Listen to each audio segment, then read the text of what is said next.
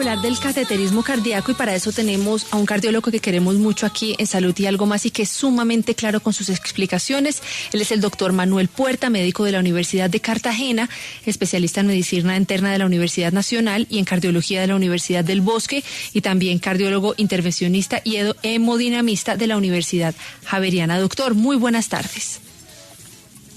Buenas tardes, Carolina, ¿cómo estás? Y ¿cómo están, Camila? ¿Cómo les ha ido? Pues ahorita estoy solo yo, doctor, pero felices de tenerlo a usted aquí en el programa, porque mire, doctor, que el otro día yo hablaba con mi papá y le dije, papi, ¿tú es verdad que has tenido 3 preinfartos? Y me dijo, no, señora, he tenido 3 cateterismos. Y yo me quedé loca porque yo pensé que eso vendría siendo lo mismo, doctor. Yo quisiera que hablemos de qué es el cateterismo. Ok, bueno, el cateterismo es un procedimiento médico que puede ser para diagnosticar qué enfermedad hay, pero que también, en dado caso que encontremos algo mal dentro de las arterias del corazón, puede ser también terapéutico, es decir, que a través de ese mismo tubo del que hacemos el estudio diagnóstico, podemos arreglar el problema que encontramos en la arteria del paciente que tengamos en la sala. Vea, doctor, le quiero preguntar también otra cosita que tiene que ver con esto y es, yo veo que usted es hemodinamista, ¿no? Creo que sí, dice hemodinamista.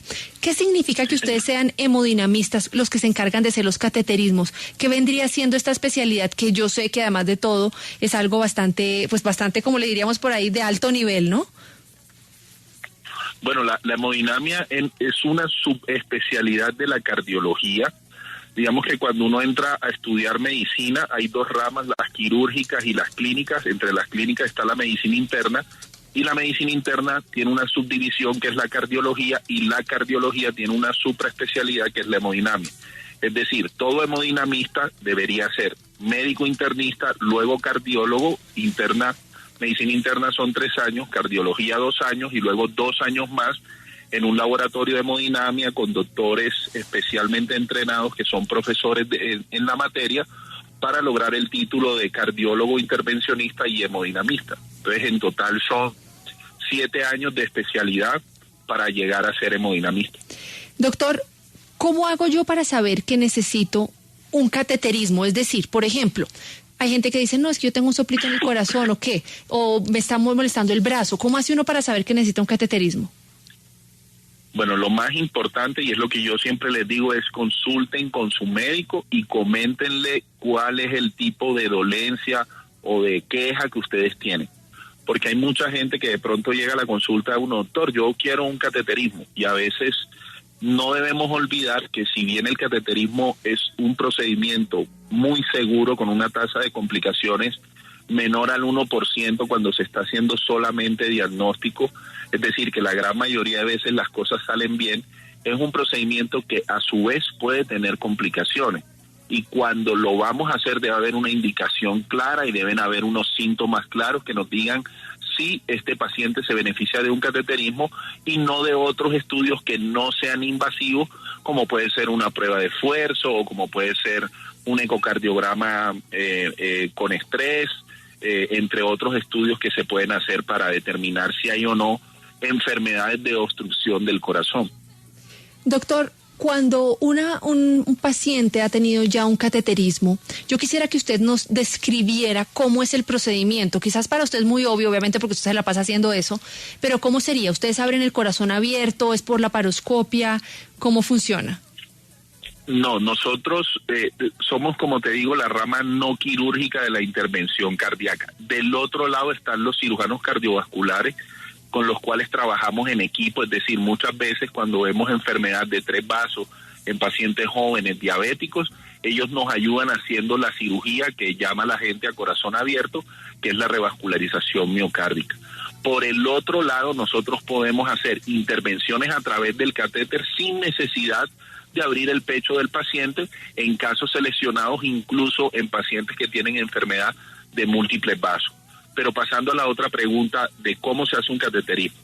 Hoy por hoy, casi todos los cateterismos se hacen a través de la vía radial, que es una arteria que tenemos nosotros en la parte más distal del brazo, que nos permite a nosotros puncionarla, pasar un pequeño cablecito y a través de ese cablecito introducir un introductor, valga la pena, que es el que nos va a permitir tener acceso a la arteria, y ya dentro de la arteria pasamos una guía que va a llegar hasta la base de la aorta, donde comienza la aorta, que es exactamente en esa parte en donde salen los vasos coronarios, que son los que nutren el corazón. Ya a través de unos catéteres especiales, subimos con esos catéteres, los movemos y canulamos exactamente la arteria, y podemos inyectar lo que llamamos medio de contraste, que es lo que dibuja completamente la arteria y nos va a mostrar si tiene o no obstrucciones, o si está dilatada, o si el flujo es normal o anormal. Y no solo eso, también se pueden medir presiones dentro y fuera del corazón, se puede establecer qué tan severas son algunas valvulopatías también a través de cateterismo de cateterismo izquierdo, y recordemos también que hay un cateterismo derecho que ya no se hace a través de la arteria sino a través de la vena, y que es muy útil para determinar las presiones a nivel pulmonar, y en algunas valvulopatías nos da mucha información sobre cómo está el paciente. Doctor, ¿cuántos cateterismos podría llegar uno a hacerse en la vida? Es decir, ¿eso puede ser uno tras otro o no? No, o sea, en la literatura hay pacientes reportados que tienen decenas de cateterismos, pero lo ideal es que si tú no lo necesitas, no te lo hagas. Tiene que haber una indicación especial, pero que haya un límite, no hay un límite. Simplemente, digamos que como regla general, nosotros tenemos que si un paciente tiene un cateterismo de menos de 6 meses y no tenía alteraciones en ese cateterismo, lo más probable es que no tenga una indicación de hacer un nuevo cateterismo antes de 6 meses, y algunos dicen antes de 1 año. ¿Por qué? Porque la mayoría de veces la enfermedad coronaria no progresa en menos de ese tiempo a algo que sea significativo para nosotros intervenir.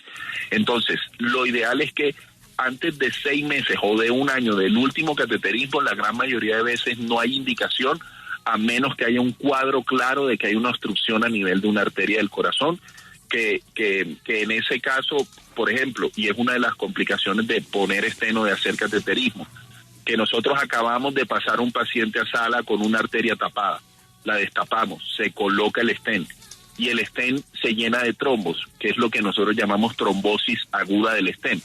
A ese paciente se le puede pasar inmediatamente, pero tiene una indicación clara, o sea, no hay un límite, pero siempre tiene que haber una indicación clara para hacer un nuevo cateterismo cuando ya tenemos un cateterismo previo y que conocemos el resultado.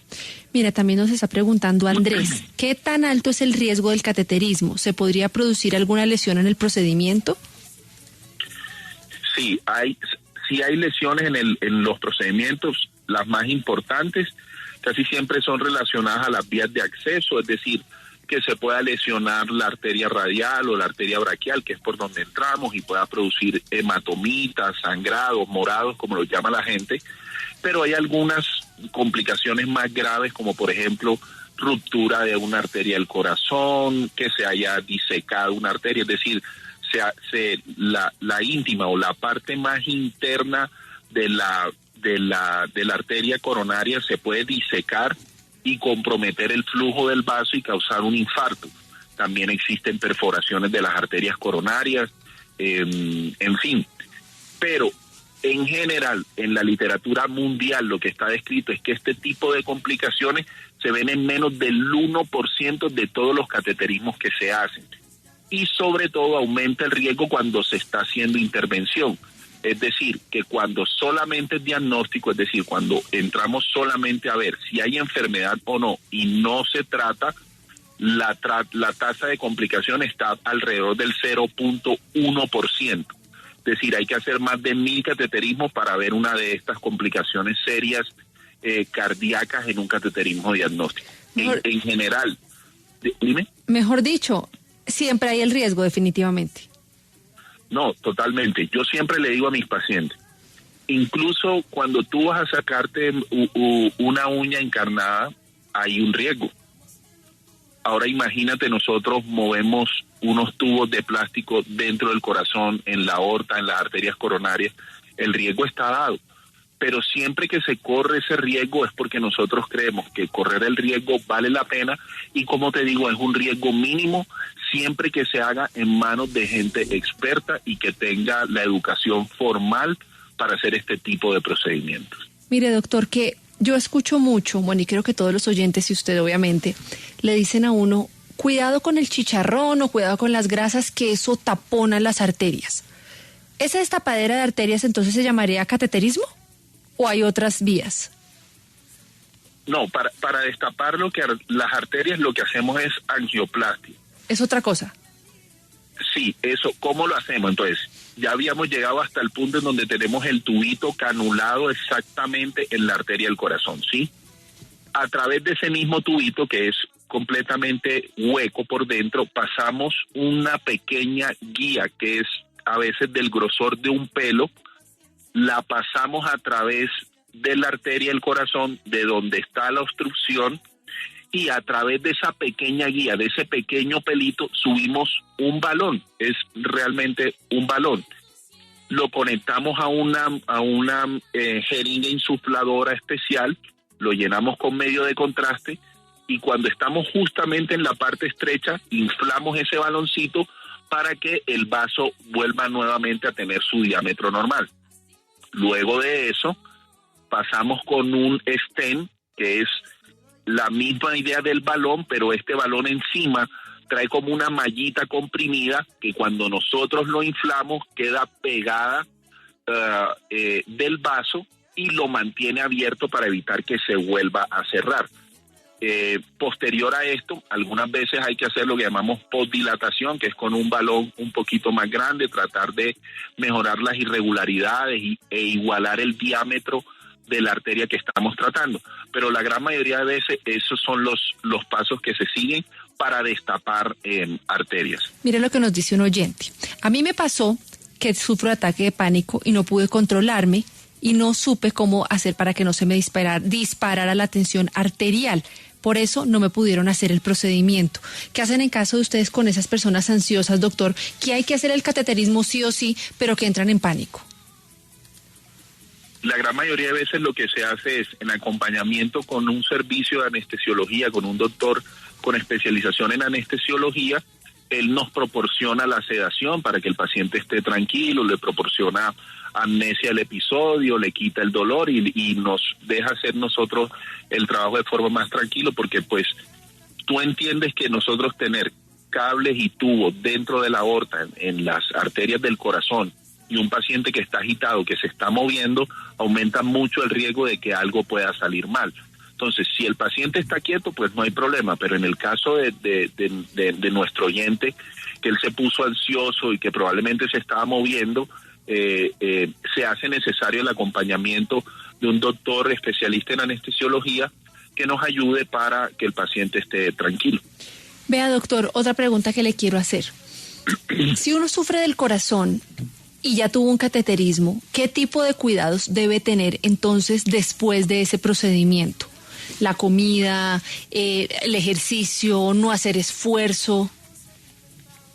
Los recomendaciones en general es primero cuidar el sitio de punción. Si te puncionaron sobre todo por la pierna, después de que se termine el procedimiento, tratar de mantener la pierna quieta entre 6 y 8 horas.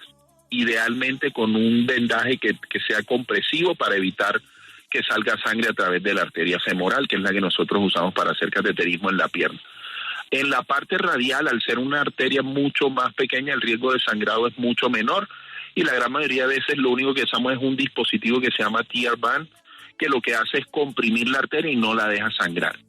Ya en cuanto a cuidados a largo plazo, lo primero es, tienes que seguir yendo donde tu cardiólogo para que controle tus lípidos, te diga si estás en buen peso, si tienes diabetes, buscar darte un tratamiento, si estás fumando tienes que dejar de fumar, iniciar hábitos de vida saludable, comer mayor cantidad de frutas, mayor cantidad de verduras, hacer por lo menos 30 minutos de ejercicio diario, por lo menos 5 veces a la semana.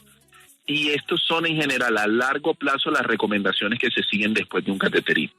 La otra recomendación, y que ya es específica dependiendo de cómo trataron tu enfermedad, es decir, si te pusieron stents, tenemos que tener en cuenta que los stents son de metal.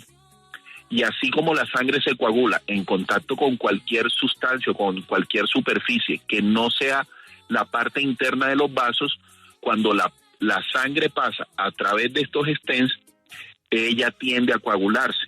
Y una de las recomendaciones y de los tratamientos que se deben seguir entre un mes y un año después de un cateterismo es tomar medicamentos para evitar que la sangre se coagule. Casi siempre son tomar aspirina, tomar clopidogrel, prasugrel o el otro que es ticagrelor.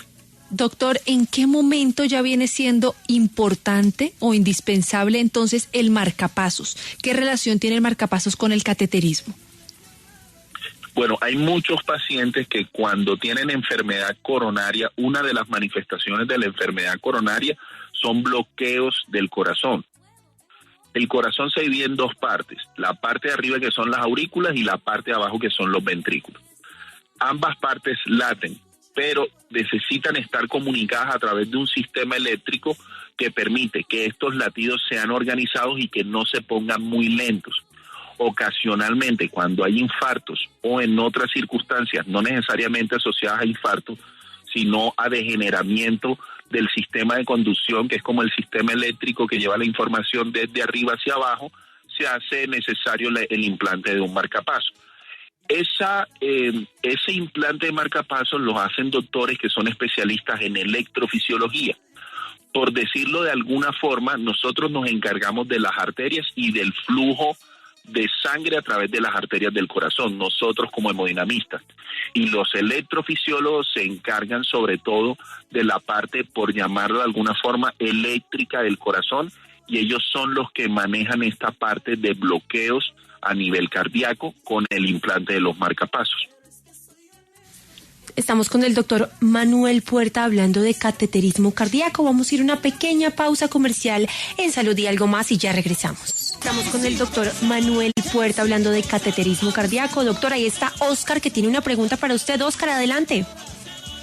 No, Omar Salazar de Medellín. Omar, adelante.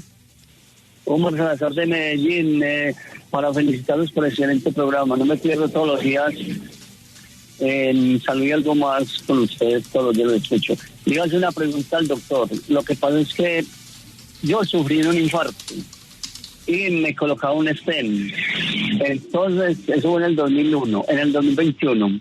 Y he estado medicado pues todo el tiempo y le iba a hacer una pregunta a ver que ya hace un mes no tomo ningún medicamento, a ver qué efectos puede tener y hasta cuánto tiempo me toca tomar todos los medicamentos. Aló. Bueno, el procedimiento fue en 2021, por lo menos durante un año debiste haber tomado antiplaquetarios de forma dual o menos si tu riesgo de sangrado es alto. Pero digamos que en un cuidado de por vida tú debes tomar medicamentos porque estas lesiones y estas obstrucciones del corazón no salen de la nada, sino que salen porque muchas veces tienes no controlado el colesterol, porque llevas malos hábitos de vida y sobre todo, ya como tú tienes un stent, que es un metal dentro del corazón, debes tomar de forma indefinida la aspirineta o el ácido acetil salicílico de por vida para evitar eventos asociados a que se trombose ese stent, ese metal que te pusieron dentro de las arterias de tu corazón. Vea, doctor, otra cosa que también le quiero preguntar sobre el cateterismo es lo siguiente. ¿En qué edad es donde ustedes más hacen ese tipo de procedimientos? Por ejemplo, ¿a un menor o a un joven también se le hace? ¿O ya es más o menos entre los 40, 50 en adelante o no tiene edad? No tiene edad, pero sí vemos claramente que esto va de la mano de la epidemiología de cómo se desarrolla la enfermedad coronaria en el ser humano. Y vemos que en hombres se dispara la incidencia de enfermedad coronaria a partir de los 60 años y en las mujeres a partir de los 65 años. Entonces, a partir de esa edad se enfocan la gran mayoría de cateterismo que nosotros hacemos. Sin embargo, hay pacientes que desde muy jóvenes, porque llevan estilos de vida muy malos, es decir, comen muy mal, lo vemos también mucho en pacientes que hacen uso de sustancias psicoactivas, lo vemos mucho en pacientes que son fumadores desde muy temprano y también otra parte importante son los pacientes que son hijos de personas que tuvieron infartos a temprana edad, es decir, en hombres menos de 60 años y en mujeres por debajo de 65 años. Esa población en especial, los que llevan malos hábitos de vida y los que tienen familia en primer grado de consanguinidad con enfermedad coronaria temprana, es decir, en pacientes jóvenes, tienen un mayor riesgo de que puedan requerir un cateterismo estando joven. Ahora, los infartos se presentan, yo el infarto más joven que vi, lo vi en mi formación como cardiólogo en Chayo, en un paciente que tenía 28 años. Pero este paciente tenía una familia que todos habían sufrido infarto alrededor de los 30 años. Entonces, no hay límite de edad hacia abajo para hacer cateterismo, siempre y cuando haya la indicación. Pero sí lo hacemos más en pacientes mayores de 60 a 65 años.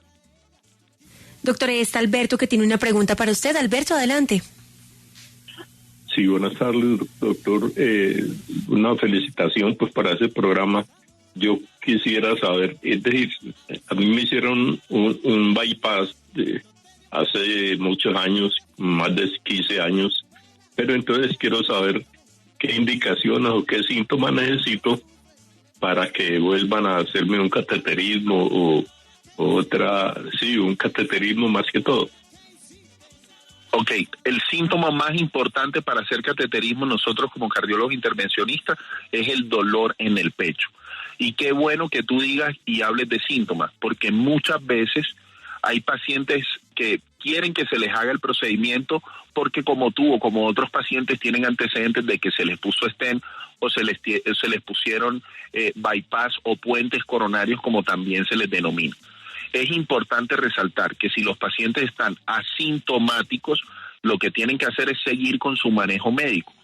Ya cuando el paciente tiene síntomas o se le encuentra otra patología, como por ejemplo falla cardíaca, que es el corazón débil, ya está indicado hacer un estudio para ver, en tu caso, cómo están los puentes, o en los pacientes que tienen stent, ver si los stent siguen permeables o si ha aparecido enfermedad en otra parte diferente a donde se pusieron los stent y se pusieron los puentes. Pero es bien importante que hayan síntomas, y el más importante es el dolor torácico. Doctor, mire, nos pregunta un oyente. Muy buenas tardes. ¿Qué porcentaje hay de que un hipertenso sufra de un infarto que de una trombosis cerebral? Los riesgos están dados y digamos que la hipertensión arterial es uno de los 4 factores de riesgo más importantes, junto con la diabetes, junto con el colesterol alto y junto con fumar, para presentar un infarto. Pero ya exactamente para decir que un paciente hipertenso, cuál es el riesgo de él de sufrir un infarto a largo plazo, se usan escalas especiales que tienen en cuenta si el paciente tiene diabetes, si el paciente fuma, si el paciente cómo tiene su colesterol arterial, y se imputan esos datos en un algoritmo especial, y ese algoritmo nos da exactamente cuál es el riesgo de que ese paciente sufra un infarto.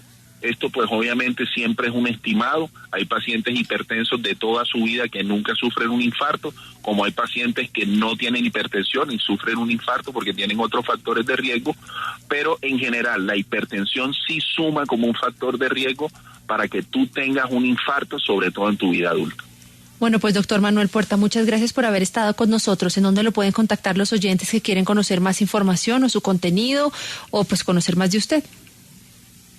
Bueno, en redes sociales aparezco como doctor.manuelpuerta cardiólogo, y también me pueden llamar al 301-203-2271 para tener una cita de consulta.